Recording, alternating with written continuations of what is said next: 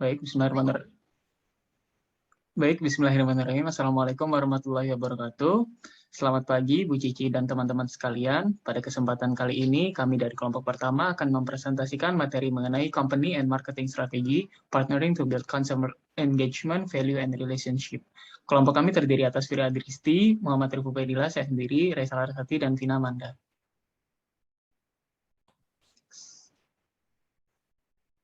Nah, berikut merupakan outline presentasi dari kami. Nah, masuk di bagian pertama, yaitu mengenai company-wide strategic planning, defining marketing's role. Nah, sebelumnya kita harus mengetahui terlebih dahulu nih bagaimana pentingnya strategic planning dalam melakukan produksi ataupun menjadi pengusaha. Nah, kita akan melihat bagaimana strategic planning yang didefinisikan sebagai proses pengembangan dan pemeliharaan kesesuaian strategis antara tujuan dan kemampuan organisasi atau perusahaan dan peluang pemasaran yang berubah.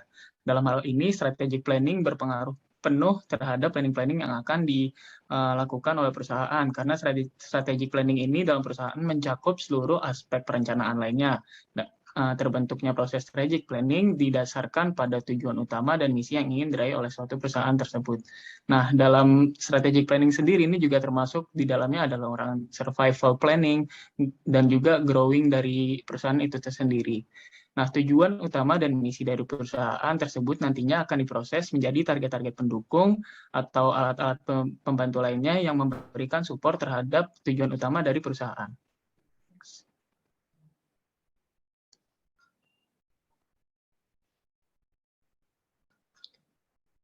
Nah, berikutnya adalah defining a market oriented mission. Nah, dalam suatu perusahaan sendiri pasti akan menentukan bagaimana tujuan bisnisnya, apa bisnis yang akan dilakukan, lalu siapa konsumennya, dan lain sebagainya, pertanyaan-pertanyaan yang diperlukan untuk memang bagaimana perusahaan tersebut akan memiliki tujuannya. Nah, menentukan misi dan tujuan utama perusahaan dapat dimulai dari beberapa pertanyaan tersebut. Nah, terus selanjutnya di figur 2.1 ini terlihat bagaimana step dalam membentuk strategic planning. Yang pertama ada defining the company mission yang sudah disebutkan tadi, lalu setting company objective and goals, designing the business portfolio, lalu yang terakhir stepnya adalah planning, marketing, and other functional strategies. Nah, di dalam bagian ini terlihat bahwa marketing and other functional strategies ini menjadi salah satu sebuah kesatuan yang utuh ya, karena di sini terlihat bahwa marketing nantinya akan memiliki peran yang cukup vital bagi planning-planning lainnya. Nah, lalu misi yang dibawakan oleh perusahaan juga diharuskan bersifat market oriented, karena nantinya perusahaan dapat mengetahui serta berinteraksi langsung melalui mission statement mereka, sehingga produk yang dihasilkan juga akan sesuai dengan kebutuhan konsumernya. Nah, ini tentunya sangat penting ya, karena memang suatu perusahaan diharapkan memiliki goals itu sesuai dengan konsumen mereka, yaitu bagaimana kepuasan konsumennya, kebutuhannya, keinginannya. Nah, sehingga nanti tidak hanya mengandalkan profit saja, namun juga bagaimana konsumen memandang perusahaan tersebut melalui praktik pemasarannya dan juga produk-produk yang akan dikonsumsi oleh konsumen. Next. Nah, selanjutnya adalah designing the business portfolio. Jadi ketika kita mau mendesain portofolio bisnis kita ada dua langkah nih. Yang pertama itu adalah melakukan analisa terhadap portofolio bisnis saat ini. Caranya seperti apa? Jadi pertama kita kenali dulu produk atau bisnis yang menjadi kunci pada perusahaan atau biasanya disebut dengan strategic business units atau SBU disingkatnya. Nah, habis itu kita evaluasi nih daya tarik SBU yang tadi kita punya. Dan kita nanti bisa mikir, karena kita harus investasi sebanyak apa sih kepada masing-masing SBU sesuai potensinya. Nah, ketika kita milih nih, kita mau berinvestasi sebanyak apa, atau kayak SBU mana sih yang mau kita investasiin paling banyak, itu ada baiknya kita tuh melihat produk mana tuh yang paling sesuai dengan filosofi perusahaan dan juga dengan kompetensi perusahaan. Nah, langkah pertama ini tuh biasanya digunakan untuk mencari langkah yang tepat agar perusahaan tuh bisa menggunakan kekuatannya seoptimal mungkin.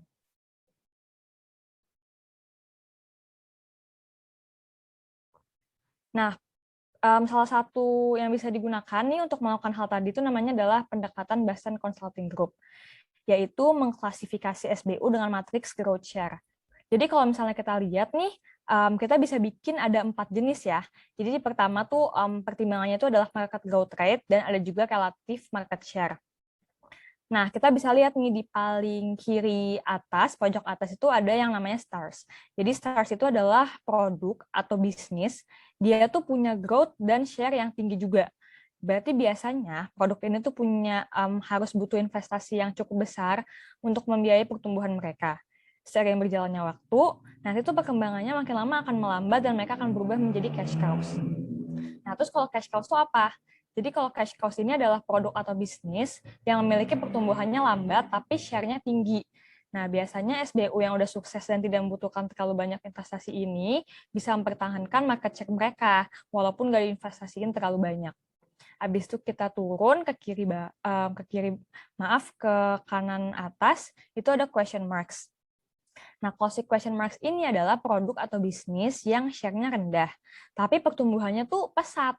Jadi produk atau bisnis itu butuh banyak biaya untuk mempertahankan market share mereka, apalagi buat ningkatin market share tadi itu. Makanya manajemennya jadi kayak timbul question mark buat manajemen, harus mikir nih, kira-kira mana sih produk atau bisnis yang harus dibangun supaya dia bisa nanti jadi stars, dan mana yang malah harus dihentikan atau dikurangi. Nah, dan yang terakhir adalah produk atau bisnis dengan pertumbuhan dengan share yang rendah atau disebut juga DOX.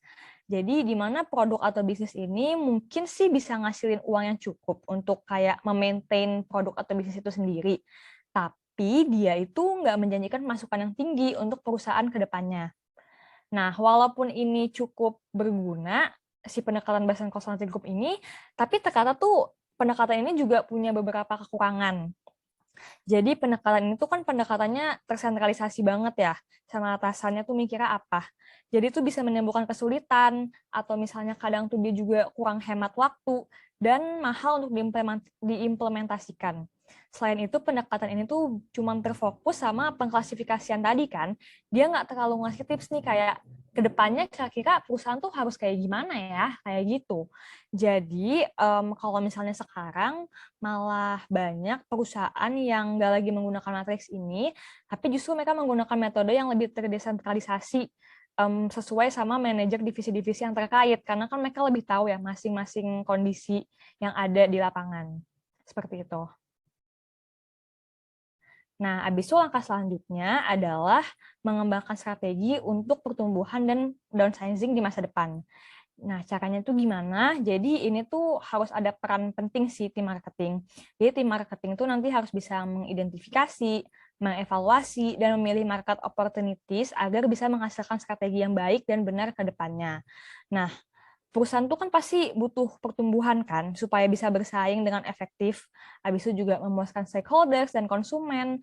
Habis itu juga nanti top talent juga kayak tertarik ngelihatnya. Tapi perusahaannya juga harus yakin nih kalau misalnya pertumbuhan yang ada itu tuh bukan hanya objektif doang, tapi emang profitable. Tapi juga perusahaan ini jangan sampai cuman mikirin pertumbuhan, karena kan nama langkahnya juga ada downsizing ya. Jadi strategi yang dibuat itu tuh bisa juga mengarah justru kayak ke misalnya ada produk atau market yang harus ditinggal atau kayak dikurangin jumlahnya. Nah, kenapa kok kayak gitu? Jadi alasannya sih ada beberapa. Misalnya katakanlah ada market yang berubah, katakanlah kayak marketnya udah nggak sesuai nih sama perusahaannya, atau jangan-jangan emang kayak marketnya berubah karena ada katakanlah krisis ekonomi. Jadi misalnya orang-orang nggak bisa beli sebanyak biasanya, atau produk nggak terlalu profitable, dan alasan-alasan lainnya. Nah, salah satu alat yang bisa digunakan nih untuk membantu langkah tersebut namanya adalah product atau market expansion grid, yaitu di mana perusahaan itu mengidentifikasi growth opportunity-nya. Jadi di sini tuh ada 4 hal yang bisa diperhatiin, yaitu existing products, existing markets, new products, dan new markets. Nah, dari 4 hal tadi, ada lagi 4 hal, lahir 4 hal yang harus dipertimbangkan. Nah, jadi yang pertama itu namanya adalah market penetration atau penetrasi pasar. Jadi di sini perusahaan itu mempertimbangkan, bisa nggak ya kira-kira perusahaan itu tumbuh cuman dengan meningkatkan penjualan dari produk dan market yang udah ada, nggak usah mengubah apapun. Nah, yang kedua adalah market development, di mana perusahaan ini mempertimbangkan nih, kira-kira perusahaan tuh bisa tumbuh nggak ya kalau misalnya kita mengidentifikasi dan mengembangkan segmen pasar baru, tapi produknya nggak usah diganti. Nah, kalau misalnya kita udah mempertimbangkan yang kedua, kita bisa nih ke langkah yang ketiga, yaitu mempertimbangkan product development, yaitu perusahaan mempertimbangkan kira-kira apa jangan-jangan perusahaan kita ini bisa tumbuh kalau misalnya kita ngelakuin modifikasi atau produk baru, tapi segmen pasarnya sama yang udah ada aja. Atau yang terakhir adalah diversification atau diversifikasi, di mana perusahaan yang pertimbangkan.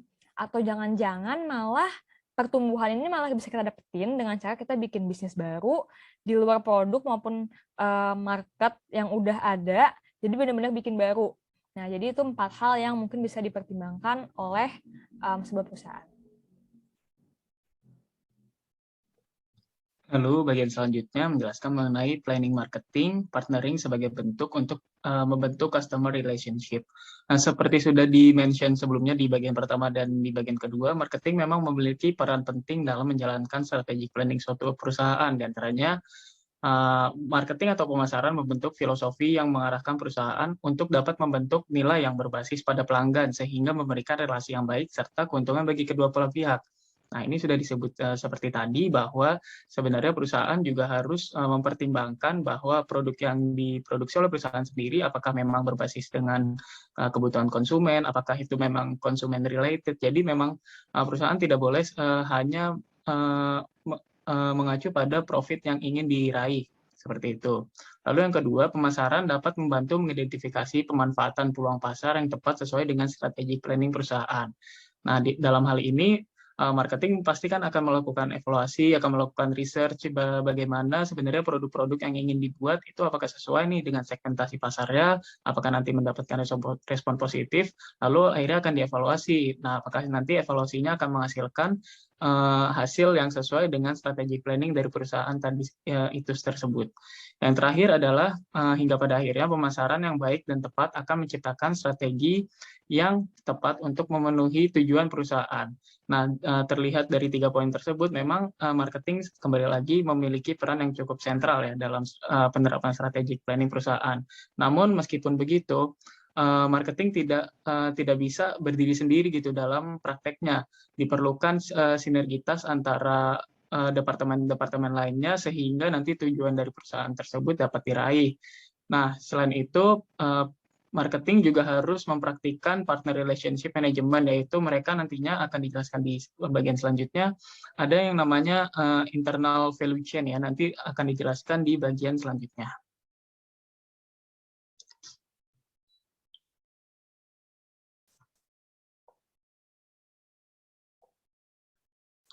Nah, ini adalah bagian selanjutnya, yaitu partnering with other company department. Nah, seperti yang sudah dijelaskan tadi bahwa memang marketing haruslah memiliki sinergitas dengan departemen lain. Setiap departemen dalam perusahaan saling berkaitan. Yang selanjutnya disebut dengan internal value chain. Setiap departemen melakukan aktivitas yang saling berhubungan dengan value mereka, seperti mendesain, memproduksi barang, memasarkan, pengiriman, dan mendukung produksi produk ke perusahaan. Keberhasilan perusahaan tidak hanya bergantung pada seberapa baik departemen melakukan pekerjaan masing-masing, tapi juga seberapa baik koordinasi dan juga sinergi yang dibentuk antara kegiatan-kegiatan mereka, sehingga menimbulkan lingkungan kerja yang kondusif juga, dan juga nantinya output yang dihasilkan akan lebih optimal. Lalu selanjutnya adalah partnering with others in the marketing system. Dalam usaha untuk menciptakan kepuasan bagi para pelanggan serta meningkatkan value perusahaan dari para pelanggan, perusahaan perlu memaksimalkan implementasi dan pengaplikasian internal value chain tadi terhadap stakeholder-stakeholder yang eksternal juga nih, misalkan dari distributornya, dari pemasoknya. Nah, di masa sekarang memang perusahaan sudah lebih terbuka untuk bermitra ataupun bekerja sama dengan pihak eksternal untuk memenuhi proses produksi mereka hingga sampai ke tangan pelanggan untuk bisa meningkatkan value delivery network perusahaan tersebut. Seperti contohnya, semisal ada perusahaan ingin memproduksi minuman olahan susu. Nah, biasanya perusahaan pasti akan memilih untuk bermitra untuk mencari peternak yang menghasilkan susu, lalu perusahaan tersebut akan menjadi bagian dalam pemproduksiannya, lalu pada pendistribusiannya sendiri, nantinya pasti akan ada dua opsi, antara memang perusahaan akan menyanggupkan diri untuk bisa mendistribusikan kepada pemasok-pemasok, atau memang akan bekerja sama dengan mitra lainnya, sampai akhirnya produk tersebut dapat diterima ke tangan para konsumen. Seperti itu.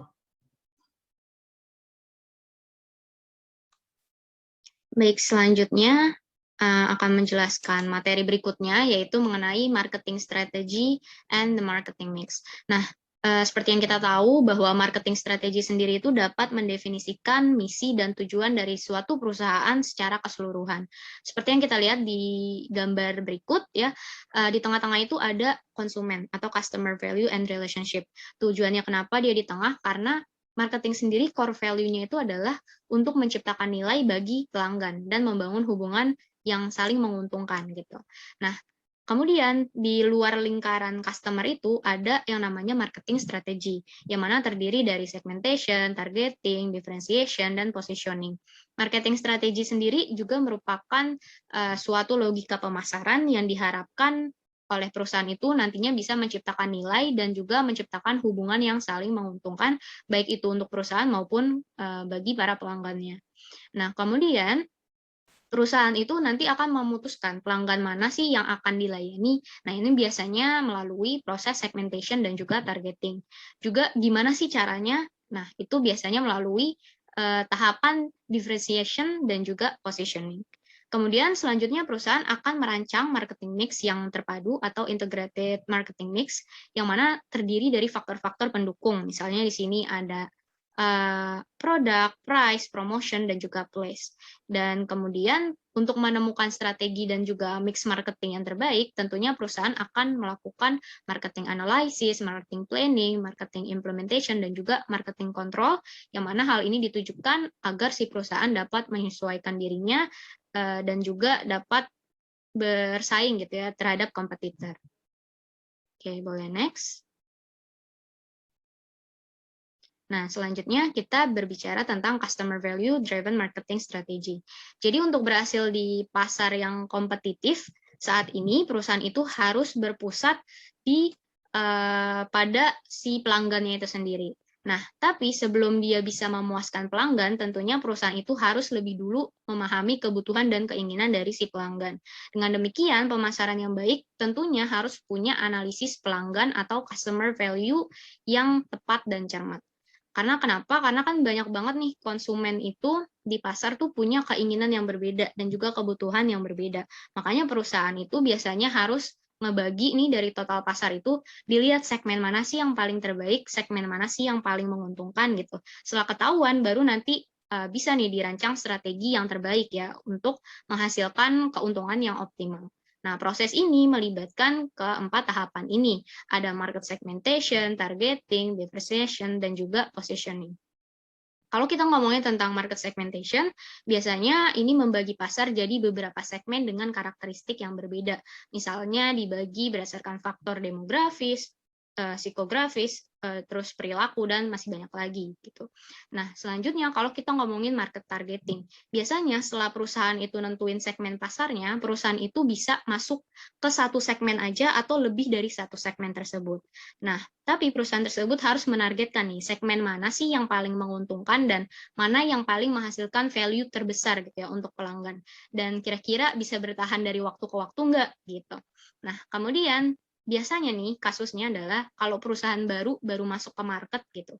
Untuk bertahan biasanya mereka cuma fokus di satu segmen dulu. Nah, nanti kalau misalnya segmen tersebut udah berhasil, baru deh mereka nambahin lagi lebih banyak segmen. Contohnya adalah misalnya kayak Nike. Awalnya itu cuma jual sepatu running, tapi sekarang kalau kita lihat udah banyak ya kayak ada pakaiannya, terus ada juga peralatan olahraga lain gitu kan. Nah, hal yang semacam ini tuh sebenarnya ditujukan untuk memenuhi kebutuhan khusus setiap segmen yang memang dilayaninya. Kemudian ada juga market differentiation dan juga positioning, di mana kalau perusahaan udah memutuskan nih segmen pasar mana yang akan dimasukin, maka perusahaan juga harus nentuin gimana sih cara ngebedain penawaran pasarnya untuk setiap segmen dan juga posisi apa sih yang pengen didudukin di segmen tersebut gitu.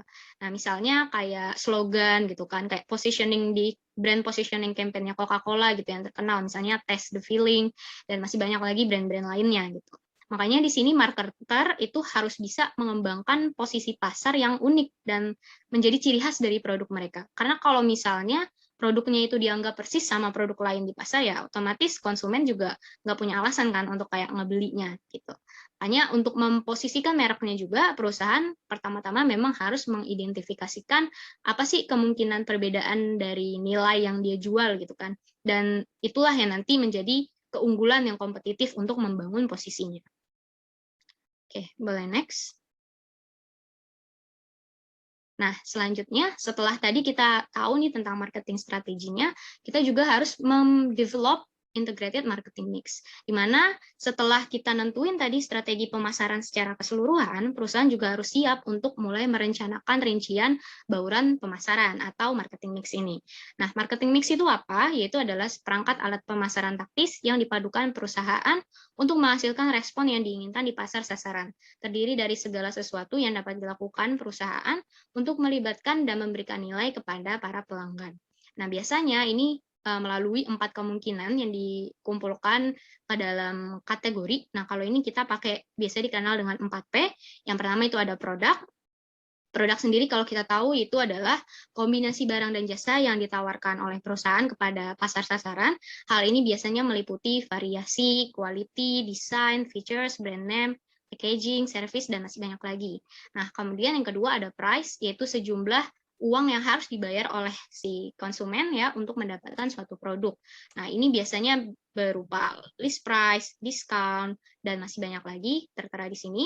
Kemudian ada place, yaitu meliputi kegiatan perusahaan yang membuat produk tersedia bagi konsumen sasaran, bisa berupa channel, coverage, location, dan lain-lain.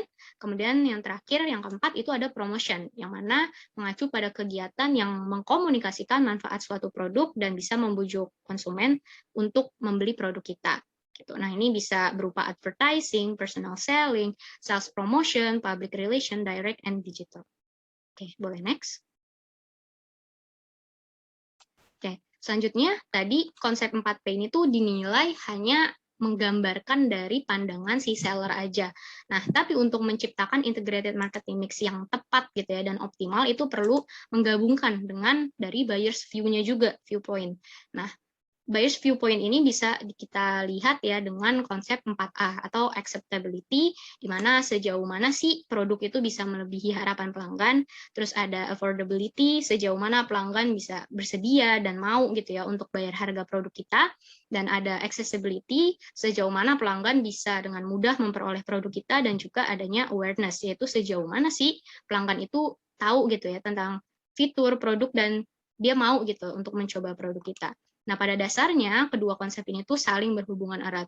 Makanya untuk menciptakan integrated marketing mix yang baik itu perlu adanya kontribusi dari kedua konsep ini. Kayak misalnya desain produk tadi itu bisa sangat berpengaruh dengan acceptability dari si konsumen. Begitu pula dengan price terhadap affordability, place terhadap accessibility, dan juga promotion terhadap awareness. Selanjutnya akan dijelaskan oleh rekan saya.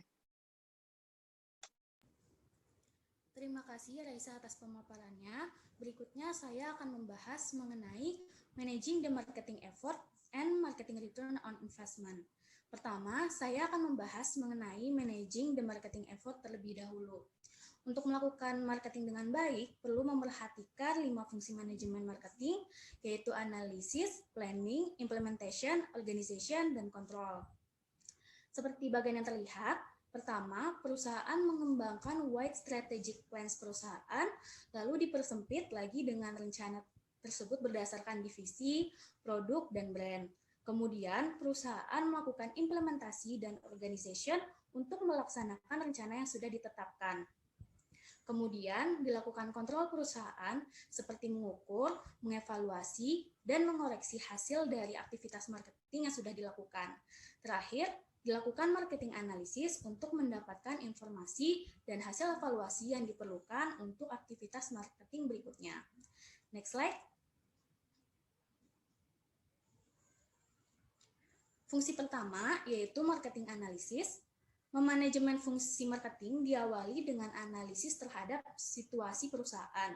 Marketer harus melakukan analisis SWOT, yaitu menganalisis strength, weaknesses, opportunities, dan threats perusahaan. Strengths merupakan kemampuan internal, sumber daya, dan situasi positif yang dapat membantu perusahaan untuk mencapai tujuannya. Weaknesses merupakan keterbatasan internal dan situasi negatif yang dapat menghalangi perusahaan mencapai tujuannya. Berikutnya adalah opportunities, yang merupakan faktor yang menguntungkan atau tren di lingkungan eksternal yang mungkin dapat oleh perusahaan untuk mendapatkan keuntungan. Lalu threats, yang merupakan ancaman atau tren eksternal yang dapat menjadi sebuah tantangan untuk perusahaan. Sebuah perusahaan harus menganalisis market dan marketing environment untuk menemukan SWOT agar dapat memaksimalkan kekuatan dan peluang untuk menghilangkan dan mengatasi kelemahan dan ancaman perusahaan. Next slide. Fungsi berikutnya yaitu marketing planning. Marketing planning terdiri dari memilih strategi marketing yang akan membantu perusahaan mencapai tujuan. Pertama, dilakukan perencanaan untuk menentukan penilaian, tujuan, dan rekomendasi utama. Kemudian, dilakukan strategi marketing yang lebih spesifik untuk mencapai perencanaan utama. Strategi marketing terdiri dari target pasar, positioning, marketing mix, dan tingkat pengeluaran marketing. Berikutnya adalah marketing implementation. Marketing implementation merupakan proses yang mengubah rencana menjadi tindakan untuk mencapai strategi marketing. Jika planning mengarah pada apa dan mengapa pada aktivitas marketing, implementation mengarah pada siapa, di mana, kapan, dan bagaimana. Next slide. Berikutnya adalah marketing department organization. Umumnya, marketing organization dibedakan berdasarkan fungsinya dan aktivitas marketing dipimpin oleh spesialis, misalnya sales manager, advertising manager, marketing research, dan lain-lain. Marketing organization sekarang ini sudah berkembang tidak hanya berfokus pada manajemen terhadap brand, tetapi juga memerhatikan manajemen terhadap konsumen untuk memanajemen engagement, experience, dan relationship, sehingga marketing department organization modern ini lebih variatif. Terakhir adalah marketing control. Marketing control terdiri dari beberapa langkah. Pertama, menentukan marketing goals secara spesifik, kemudian menghitung dan mengevaluasi penyebab perbedaan ekspektasi dan realita. Dan terakhir adalah mengoreksi aktivitas untuk mengurangi perbedaan tersebut. Jadi ada operating control. Operating control dilakukan untuk memastikan perusahaan mencapai target penjualan, keuntungan, dan target lainnya. Berikutnya dilakukan strategi kontrol untuk melihat apakah basic strategis cocok diterapkan untuk perusahaan. Strategi dan program marketing bisa saja sudah tidak relevan, oleh karena itu perlu dilakukan kontrol secara berkala. Next slide. Berikutnya adalah measuring and managing marketing return on investment. Jadi marketing return on investment merupakan laba bersih dari marketing investment dibagi dengan beban marketing investment. Hasilnya mengukur laba yang dihasilkan dari investment dalam aktivitas marketing. Menghitung return on investment ini bisa menjadi sulit karena return dan investment diukur menggunakan mata uang, tetapi engagement, advertising, dan brand building sulit untuk ditentukan oleh mata uang. Walaupun begitu, marketers menggunakan customer-centered measures of marketing impact. Jadi memandang marketing expenditure sebagai investasi yang akan menghasilkan return dalam bentuk customer relationship yang akan lebih menguntungkan. Marketing investment akan menghasilkan peningkatan customer value, engagement, dan kepuasan. Yang berikutnya, hal ini akan meningkatkan ketertarikan dan retensi konsumen. Dengan begitu, individual customer lifetime akan panjang dan dapat menaikkan customer equity, sehingga akan memengaruhi return on marketing investment. Next slide.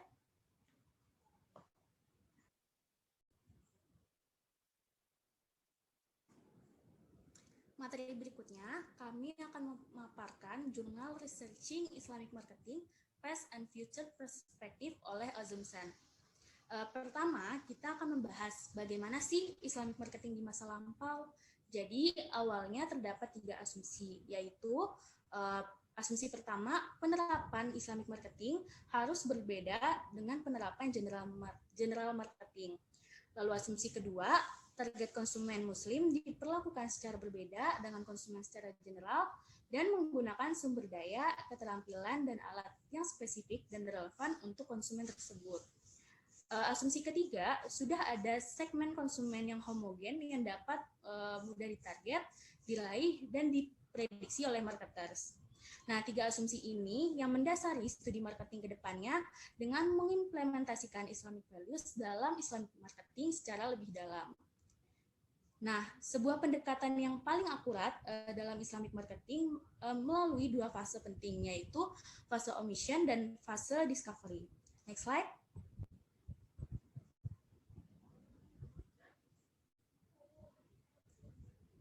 Fase pertama yaitu fase omission atau fase penghilangan. Fase ini mengacu pada kurangnya minat dalam membuat konsep dan mempelajari Muslim sebagai konsumen. Nah, hal yang dihapus sebagian terkait dengan marginalisasi Muslim sebagai orang berpenghasilan rendah dan tidak berpendidikan, yang bukan merupakan pasar yang signifikan untuk produk bermerek. Fase penghilangan ini juga karena adanya stereotip kepada umat Islam sebagai orang tradisional, tidak beradab, dan bahkan militan. Hal ini karena sebelumnya Islam menggambarkan budaya konsumen sebagai budaya pemborosan, berbahaya, dan tidak bermoral, sehingga menumbuhkan individualisme dan hedonisme. Karena pendukung ekonomi Islam menginstruksikan seorang muslim untuk hidup sederhana. Ekonomi Islam pada fase ini dengan sengaja berusaha memisahkan nilai dan praktik konsumsi Islam dari budaya konsumen Barat. Karena konsumen Barat dianggap pemborosan, berlebihan, dan akar penyebab masalah.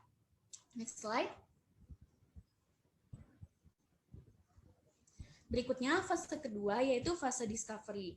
Fase ini ditandai dengan munculnya gerakan sosial Islamis yang baru yang telah berkembang dari yang sebelumnya bersifat homogen dan statis yang dimotivasi oleh perlawanan terhadap modernitas Barat dan sekuler. Dalam hal ini, pasar dan konsumsi memainkan peran penting dalam pertumbuhan dan penyebaran pergerakan ini. Nah, berikutnya fase ini juga ditandai dengan semakin banyaknya pengusaha muslim. Pengusaha muslim baru ini tampaknya terhubung dengan baik ke jaringan pebisnis yang berpikiran sama dan mendapatkan manfaat dari koneksi mereka dalam kolektivitas Islam baru dan organisasi bisnis. Yang membedakan hal ini adalah para pebisnis merancang, membuat, dan memasarkan produk yang sangat penting bagi pengembangan identitas muslim modern sebagai subjek konsumen. Jadi yang membedakan dengan fase omission, jika sebelumnya muslim sebagai subjek konsumen kurang diminati, pada masa ini muslim modern ini sebagai subjek konsumen semakin berkembang. Topik berikutnya mengenai future Islamic marketing akan dijelaskan oleh rekan saya, Nadif.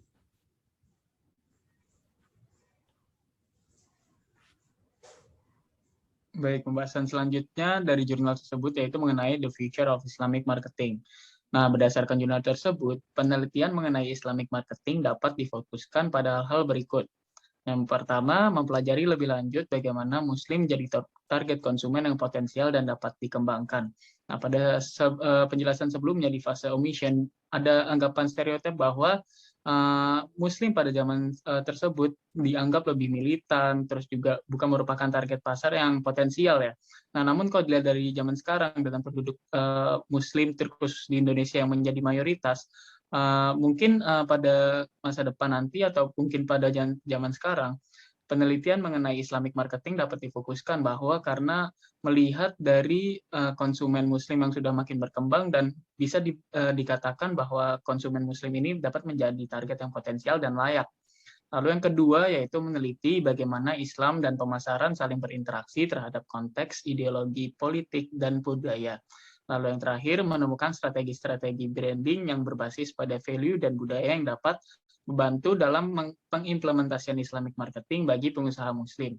Nah, seperti yang sudah dibahas, nah sekarang ini banyak sekali ya konsumen-konsumen Muslim yang tidak hanya berfokus pada kepuasan diri sendiri, namun juga produk yang dikonsumsi memang berfokus pada tujuan lain seperti maslahah dan juga kebermanfaatan bersama yang mungkin nanti akan dirasakan bagi komunitas-komunitas di sekitarnya. Jadi memang pada dasarnya Islamic marketing ini merupakan prospek yang cukup baik ya buat zaman sekarang, dan juga memang penelitiannya memang harus bisa difokuskan dan dikembangkan sedemikian rupa agar pengimplementasiannya dapat bekerja dan berjalan sesuai dengan tujuan dan juga secara optimal bagi yang mengimplementasikannya.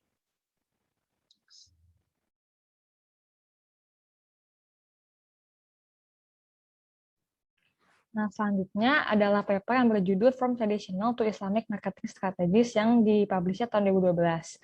Nah, jadi seperti tadi dibilang, sekarang nih, sekarang Muslim ini udah jadi salah satu target market juga nih. Bahkan potensi pasar syariah sendiri tuh jadi besar. Akhirnya rasa ingin tahu berbagai researcher ini muncul ya. Kira-kira aspek apa sih yang harus diperhatiin bagi perusahaan yang emang bukan perusahaan syariah ketika mereka itu pengen terjun juga nih, pengen menargetkan Muslim sebagai target pasarnya. Nah, ada 3 nih kalau di paper ini. Jadi yang pertama itu adalah Islamic Marketing and Branding, habis itu ada Islamic Value, dan yang terakhir itu adalah Bridging the Gap between Traditional Marketing Strategies and Islamic Cultural Values. Jadi yang pertama itu adalah Islamic Marketing and Branding atau marketing dan branding yang Islami. Jadi marketing yang Islami itu tuh apa sih? Marketing yang Islami itu katanya adalah marketing yang mempertimbangkan Islamic branding. Nah, Islamic branding sendiri itu adalah branding yang bisa berempati nih dengan nilai-nilai syariah supaya konsumen Muslim itu juga tertarik. Mau itu yang cuman sebatas syariah friendly maupun yang benar-benar full syariah compliant 100%. Kayak gitu. Nah, kalau misalnya yang kedua itu adalah Islamic value atau nilai-nilai Islam.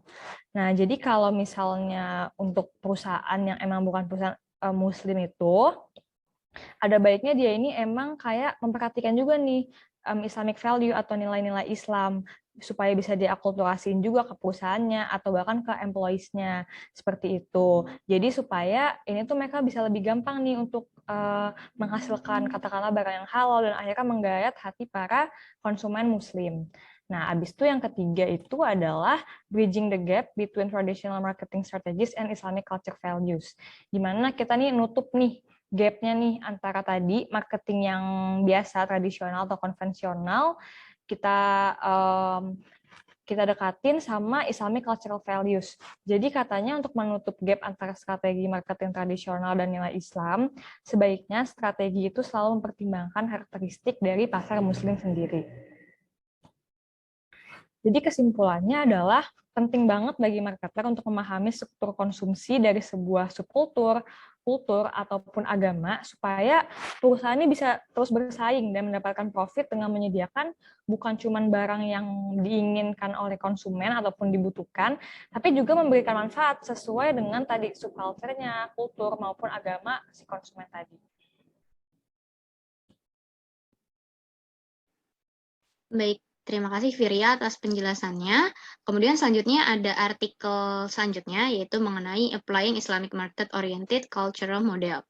Nah, seperti yang tadi juga udah di-mention di awal-awal oleh rekan saya sebelumnya, bahwa Muslim ini memang merupakan salah satu pasar konsumen terbesar di dunia. Oleh karena itu, barang dan jasa halal juga diekspor secara global, baik itu oleh perusahaan-perusahaan besar ataupun dengan perusahaan-perusahaan yang memang baru merintis gitu ya. Nah, untuk mengekspor produk halal secara internasional, perusahaan itu perlu menerapkan strategi pasar yang efektif dan efisien berdasarkan informasi yang diperoleh dari pasar, termasuk nanti ada customer, competitors, dan juga ada environment. Nah, oleh karena itu, sangat penting nih untuk menetapkan strategi pemasaran yang kompatibel dengan budaya organisasi dan dengan pelanggan yang punya preferensi beragam. Karena kan kalau yang kita tahu ya, di dalam negeri dan di luar negeri itu pasti punya budaya yang berbeda. Dan tentunya pasti kalau kita mau nge-ekspor suatu barang, apalagi ini produk halal gitu ya, itu pasti kita punya tantangan tersendiri gitu. Nah, oleh karena itu di artikel ini juga di-mention bahwa untuk memasarkan dan mengekspor produk halal, keputusan orientasi pasar itu harus mengikuti pedoman dan standar Islam karena meningkatnya kebutuhan akan produk dan layanan halal di tingkat global. Oke, boleh next.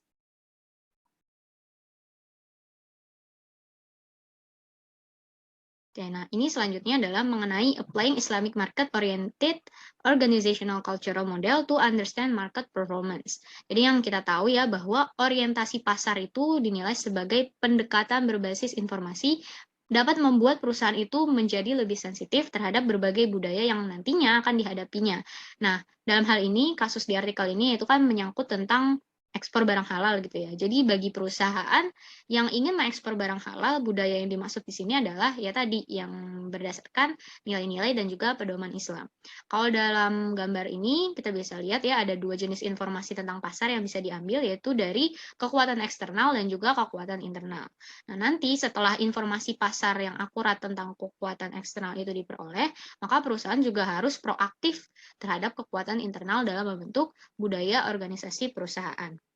Kalau misalnya kita lihat nih di yang gambar screening information ya, yang pertama itu kan ada dari kekuatan eksternal ya. Yang pertama ada global customer, kayak misalnya si pelanggan muslim itu tuh punya prioritas, punya preferensi, atau kebutuhan yang tinggi terhadap produk dan layanan halal gitu.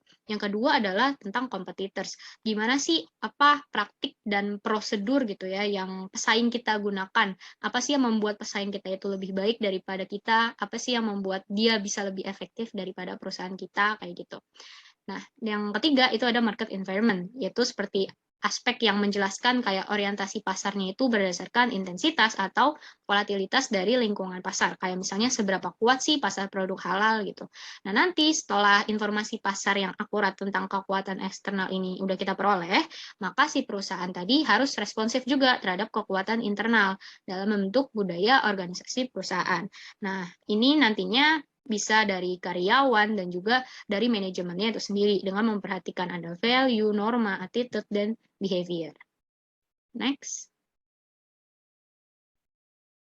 Oke, jadi singkatnya, melalui penerapan konsep orientasi pasar, perusahaan itu nanti akan mampu memfasilitasi dan juga merespon perubahan pasar dengan tepat pastinya.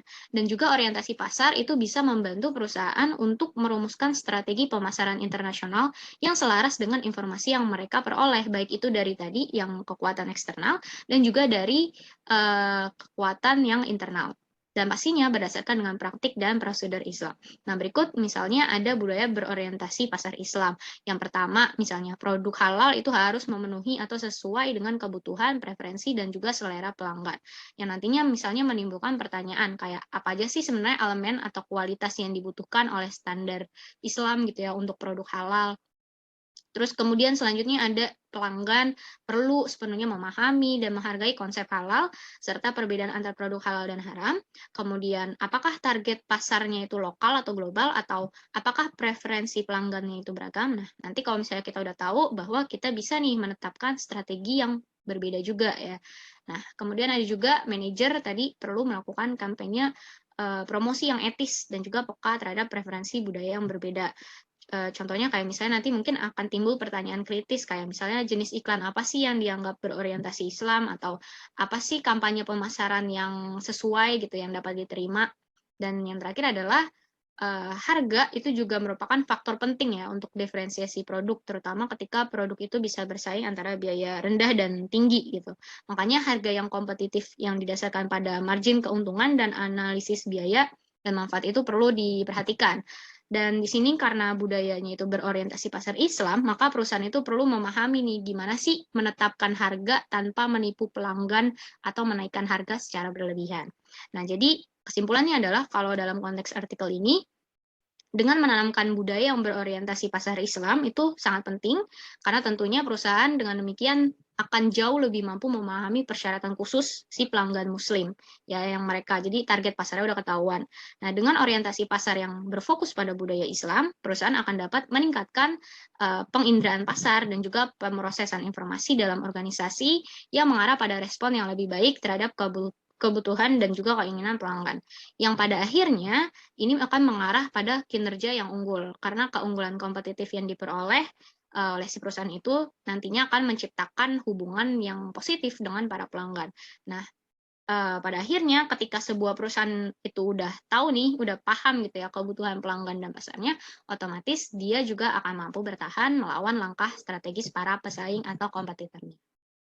Oke, next.